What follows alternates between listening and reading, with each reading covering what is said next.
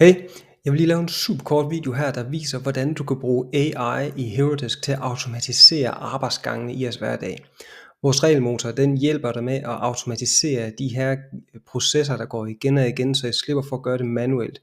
Så når du kombinerer det, som vores regelmotor kan med kunstig intelligens, så får du altså et super kraftfuldt værktøj, som der hjælper dig med at slippe for en masse manuelle opgaver.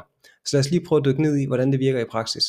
En af de ting, som kunstig intelligens er rigtig god til, det er at hjælpe med at forstå, hvad det er, kunden mener, deres hensigt med en besked. Så lad os nu sige, at kunden sender en besked ind, hvor de egentlig gerne vil annullere en ordre, de har lagt. Så lad os prøve at lave en regel, som vil finde ud af det for os. Så vi siger, når en samtale den bliver oprettet, hvis den seneste beskeds indhold, det matcher en AI-analyse, at kunden ønsker at ændre eller annullere en ordre, så kan vi udføre nogle handlinger. Det kan for eksempel være, at vi tagger den med vigtig, samt at vi tildeler den til mig. Så på den måde, så hver gang der kommer en ny besked ind i HeroDesk, så bliver den lige tjekket op imod den her regel. Vi sender den omkring kunstig intelligens, så beder dem analysere indholdet af beskeden, om kunden ønsker at ændre eller annullere en ordre, og hvis ja, så bliver den tildelt til mig, og den bliver markeret som vigtig. Med kunstig intelligens, så kan vi også analysere beskeden ud fra andre parametre.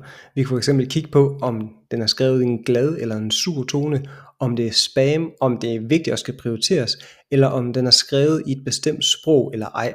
Og baseret på, om det her det er sandt eller falsk, jamen der kan man så lave nogle handlinger, nogle arbejdsgange, der bliver udført. Igen i det eksempel, der tildeler vi den. Det kan også være, at den skal automatisk oversættes, eller at den skal lukkes, eller lægges i en anden mappe. Det bestemmer jeg sådan set selv. Hele pointen med den her motor, det er, at man kan tilpasse måden HeroDesk virker på, til den hverdag, som I sidder i, så det egentlig understøtter jeres arbejdsgange.